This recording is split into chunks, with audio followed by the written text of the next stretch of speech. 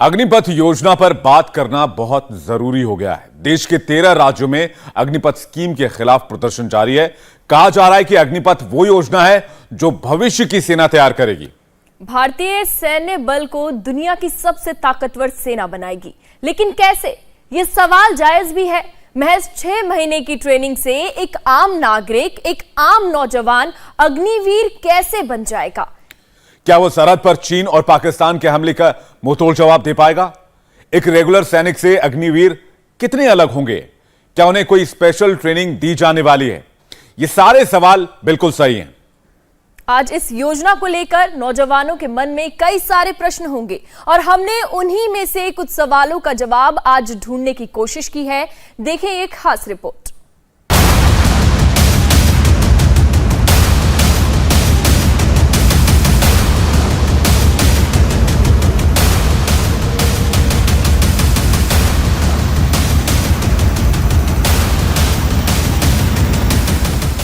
Agnipath scheme का मुख्य उद्देश्य न सिर्फ सेना बल्कि देश में एक महत्वपूर्ण बदलाव लाना है। देश के युवाओं को सेना से जोड़ने वाली परिवर्तनकारी योजना आने वाले समय में भारतीय सशस्त्र बलों को दुनिया में सबसे ताकतवर बनाएगी।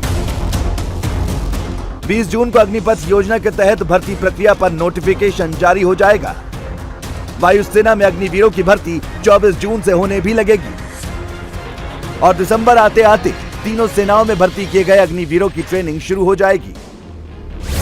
माना जा रहा है कि अग्निपथ योजना से भविष्य की सेना तैयार होने जा रही है, लेकिन इसी बीच देश में अग्निपथ योजना को लेकर विरोध भी हो रहे हैं। सबसे बड़ा सवाल यह है कि महज 6 महीनों की ट्रेनिंग में एक आम सिविलियन अग्निवीर कैसे बन जाएगा?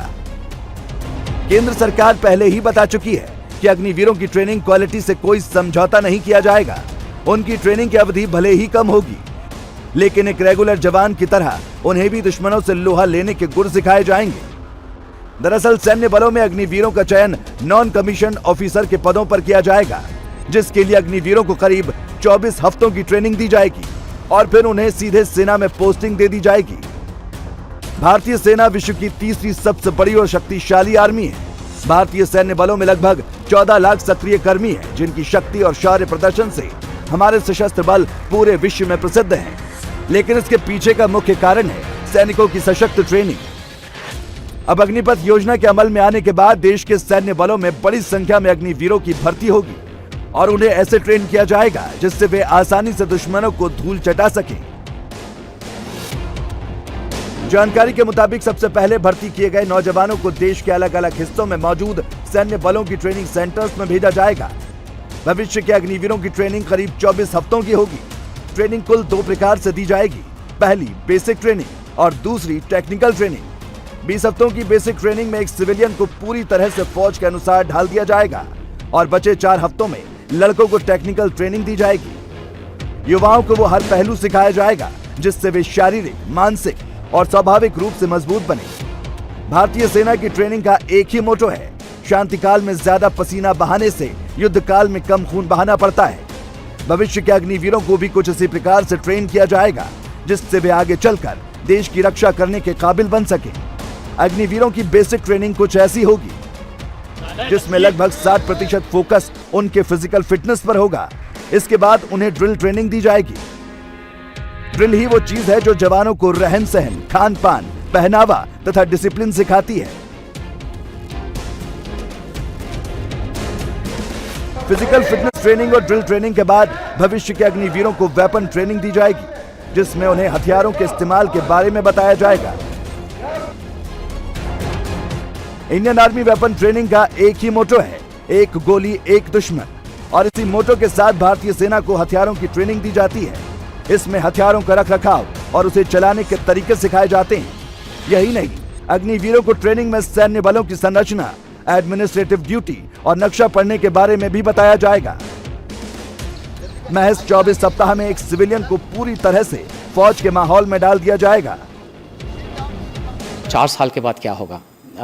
आई थिंक नौजवान को अभी 4 साल के बाद कम योजना करना चाहिए। अभी सोचना चाहिए कि कैसे इस सिलसिले के अंदर शामिल हो जाए। अग्निवीर बनना है और इसके लिए उनको अपना गांव में जाना है, शहर में जाना है। अग्निवीर के लिए जो रिक्रूटमेंट रैली कुछ हफ्तों के अंदर जो चालू होने वाला है, उसके लिए तैयारी करें। ये मेरी मोटे तौर पे मैसेज है। साथ साथ में ये भी बताना चाहता हूँ कि 4 साल जब अग्निवीर बन के रहेगा हमारे साथ, उसके अंदर 6 महीना फोकस ट्रेनिंग होगा, उसके बाद 3.5 साल अलग अलग इलाके के अंदर वो सर्व करेगा। उसको ये 4 साल का एक मौका है फौज के अंदर काम करने का और साथ साथ में एक्सपीरियंस लेने का। तीनों सेनाओं की मौजूदगी में जब अग्निपथ योजना की घोषणा की गई तो इसे टूर ऑफ ड्यूटी का नाम दिया गया। लेकिन ये टूर ऑफ ड्यूटी क्या होती है और इसकी शुरुआत कैसे और कब हुई थी? असल में टूर ऑफ ड्यूटी का मुख्य उद्देश्य युवाओं को सेना की ट्रेनिंग देना है ताकि जरूरत पड़ने पर वे देश की सेवा कर सके। इसकी शुरुआत दूसरे विश्व युद्ध के दौरान तब हुई थी जब ब्रिटेन में पायलट की कमी हो गई थी, जिसके बाद ब्रिटिश सरकार ने एक निश्चित अवधि के लिए वायुसेना में युवाओं को भर्ती करना शुरू किया था। उस वक्त नौकरी के लिए यह शर्त रखी गई कि हर पायलट को 2 सालों में कम से कम 200 घंटे विमान उड़ाना होगा, जिसके बाद इसकी सफलता को देखते हुए कई अन्य देशों ने भी टूर ऑफ ड्यूटी को अपना लिया था। आज दुनिया के 80 से भी अधिक देशों में टूर ऑफ ड्यूटी का नियम लागू है। 10 देश तो ऐसे हैं जहां नागरिकों को सेना में अनिवार्य रूप से सेवा देनी पड़ती है। अगर उन देशों की बात की जाए जहां पहले से ही अग्निपथ जैसी योजना अमल में है तो बता दें कि चीन, इजराइल, अमेरिका, फ्रांस, रूस, ब्राजील, उत्तर कोरिया, सिंगापुर, थाईलैंड, ब्रिटेन समेत ऐसे कई देशों ने अपने नागरिकों के लिए ऐसे नियम बना रखे हैं। इनमें से अधिकतर देशों में नागरिकों के लिए सेना में सर्व करना अनिवार्य है। कुछ देशों में तो सैन्य सेवा नहीं देने पर सजा का प्रावधान भी है। खास बात यह है कि जब कभी भी देश को युद्ध के समय अधिक सैन्य बल की जरूरत पड़ती है तो पहले से ट्रेंड नागरिकों को सेना में सेवा देने के लिए बुला लिया जाता है। हमारे देश में कोई भी नया कानून आता है तो सड़कों पर विरोध प्रदर्शन शुरू हो जाता है, ये जाने बिना कि वो योजना देश हित में कितना जरूरी है।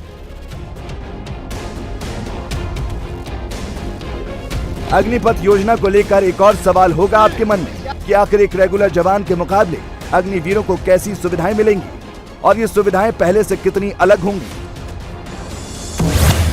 अब तक एक रेगुलर सैनिक की मंथली सैलरी 25,000 रुपए हुआ करती थी, जबकि एक अग्निवीर को पहले साल 30,000 रुपए मंथली सैलरी के रूप में मिलेंगे, जो कि चौथे साल आते आते 40,000 हो जाएगी। एक रेगुलर जवान की नौकरी की अवधि 19 साल होती है, जबकि अग्निवीर की नौकरी की अवधि 4 साल होगी।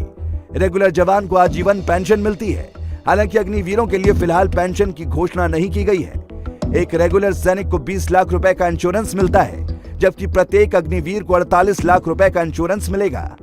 एक रेगुलर जवान की शहादत पर उसके परिवार को करीब 25 लाख रुपए का मुआवजा मिलता है, जबकि अगर सेवा के दौरान कोई अग्निवीर शहीद हो जाए तो उसके परिवार को 45 लाख रुपए का मुआवजा दिया जाएगा।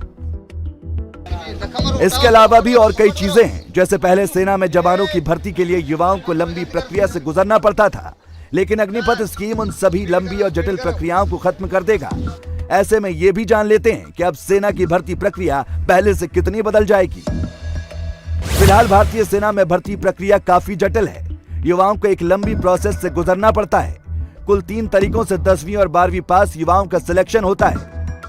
ऑफिसर रैंक पदों पर एनडीए परीक्षा और टेक्निकल एंट्री स्कीम के तहत भर्ती होती है, जबकि अन्य पदों पर जवानों का चुनाव भर्ती रैली के जरिए होता है। समय समय पर युवाओं के लिए भर्ती रैलियों का आयोजन होता है।